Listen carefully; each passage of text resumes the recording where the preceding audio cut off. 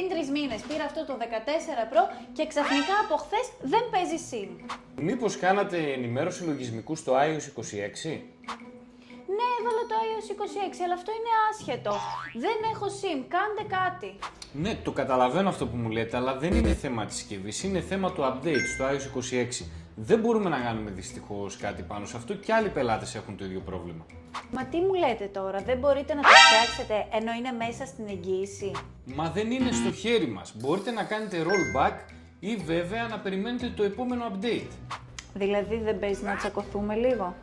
Και τι θες να σου κάνω ρε κοπελιά, δηλαδή, γράφει εδώ πάνω πουθενά Apple. Εγώ φταίω που κόλλησε το iOS. Πάρ' το τώρα όπως είναι και μην κλαίγεσαι. Αχ, το χρειαζόμουν αυτό. Ευχαριστώ πάρα πολύ, θα κάνω ένα rollback, δεν μ' άρεσε έτσι κι αλλιώς το update, να είστε καλά. Και εσύ που μας κοιτάς, μην βιάζεσαι να κάνεις ήδη το τελευταίο update στο iOS 26, γιατί ήδη έχουν αναφερθεί πάρα πολλά προβλήματα.